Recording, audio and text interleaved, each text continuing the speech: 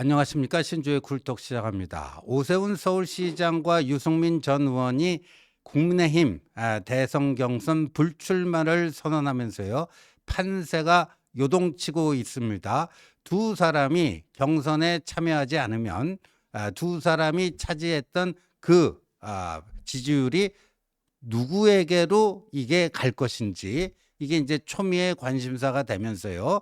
그리고 또 빅4에 또 누가 들어갈지 하는 겁니다. 우리가 이제까지 빅4라고 하면요. 김문수, 한동훈, 홍준표, 오세훈 뭐 이렇게 됐었죠. 근데 이 오세훈 시장이 이제 불출마를 선언하면서요. 빅4에 원래 진입이 유력했던 오세훈 대신에 누가 들어갈 것인가 하는 게 이제 초미의 관심사가 되고 있는데 두 가지 주장이 있습니다. 안철수가 들어갈 것이다. 왜?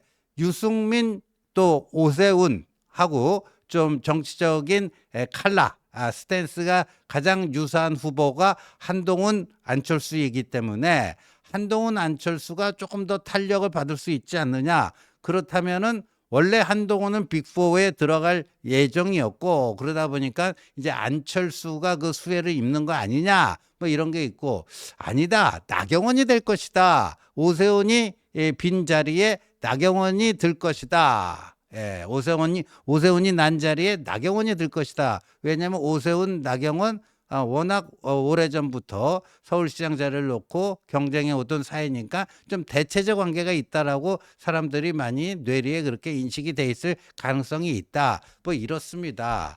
그래서 첫 번째 오세훈, 유승민 불출마에 따라서 빅4에 오세훈 대신에 누가 들어갈 것인가 이게 첫 번째 이제 관전 포인트가 되고요. 이거에 따라서 또 판세가 요동칠 텐데 그러면 지금 이제까지 1월부터 시작해갖고 꾸준히 1위 자리를 유지하고 있는 김문수 이 1위 자리는 어떻게 될 것인가 하는데요. 제가 보건대는요. 다음 주 정도 되면요. 한동훈이 김문수를 넘어서 1위로 치고 올라가는 이른바 한동훈 입장에서 봤을 때 골든 크로스가 발생할 가능성이 다분히 있다. 이거는 저의 희망상을 얘기하는 게 아니라 여론조사는 뭐죠? 이 트렌드, 추이가 중요합니다. 이 일요일에 발표된 CBS 노컷뉴스가 의뢰해서 KSOI 한국사회 여론연구소 여기가 매주 일요일에 발표하는 여론조사 결과가 있어요. 그게 나왔는데 그거 보면요 이렇습니다. 차기 대선 주자 선호도 이걸 보면요. 이재명이 45.5% 이게요. 언제 이틀 동안 조사했냐면은 11일, 12일 그러니까 지난주 금요일, 토요일 이틀 동안 조사를 해서 일요일에 발표한 것입니다. 이재명이 45.5%로요. 전주보다 약간 올랐어요. 약간 올랐고요.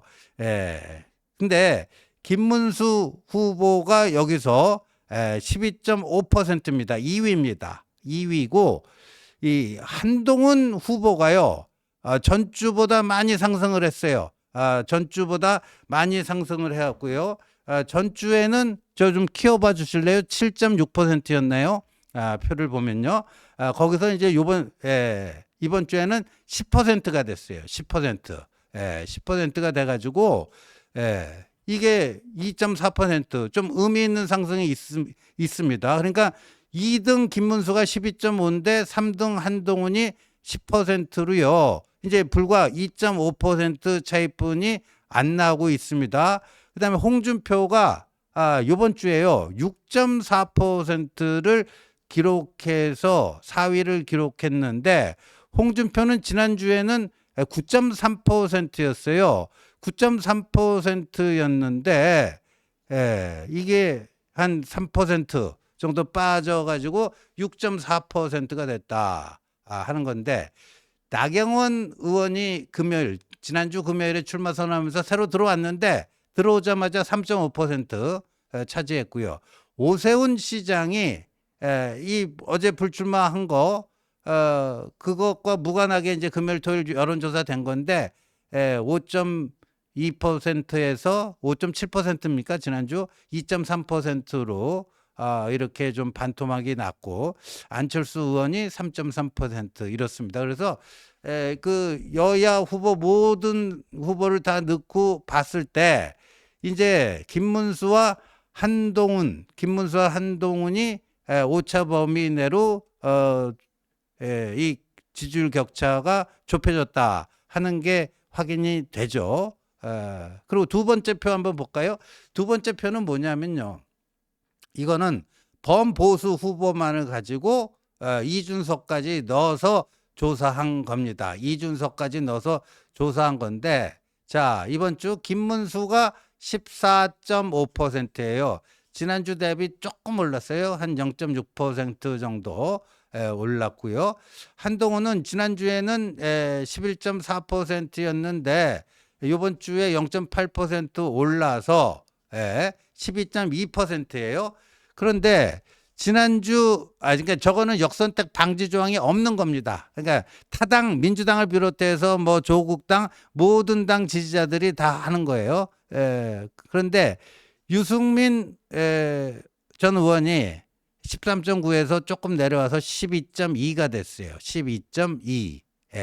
홍준표는 지난주 9.5였는데 2.5% 내려와서 7.0이 됐고요. 그래서 한동훈과 유승민이 동률이 됐어요. 한동훈과 유승민이 동률이 되고 김문수와 한동훈의 차이는 불과 2.3% 정도다. 뭐 이런 거죠. 이런 건데. 자,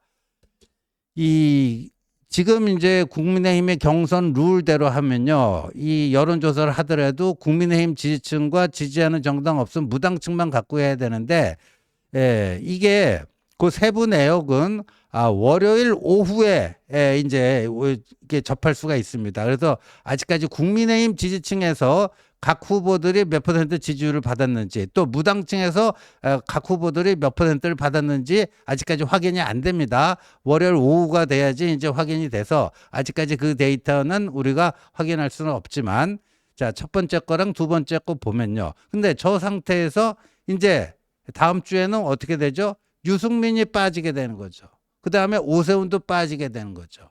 그러면 오세훈과 유승민이 불출마로 이제 빠지게 되면은 그 표가 어디로 갈 것인가. 그래서 지금 많은 사람들은 그래도 이런 정치적인 컬러가 비슷했던 개헌과 탄핵에 있어서 그래도 가장 유사한 입장을 표명해 왔던 그런데 한동훈 안철수로 가지 않겠는가. 근데 이제 안철수 후보에 비해서 이제 한동훈 후보가 워낙 계엄도 당대표로서 앞장서서 목숨 걸고 막았고 뭐 그런 것들이 있기 때문에 한동훈 쪽으로 조금 더 쏠려가지 않을까. 많은 이제 그 분석가들이 그렇게 전망을 하고 있습니다. 그렇다면은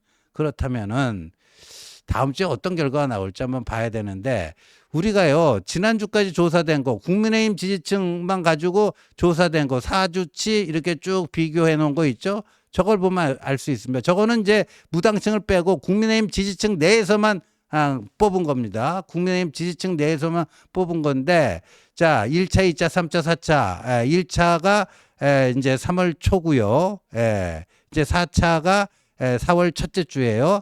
4월 첫째 주 이렇게 되는데 1차가 3월 15일, 16일이었고요.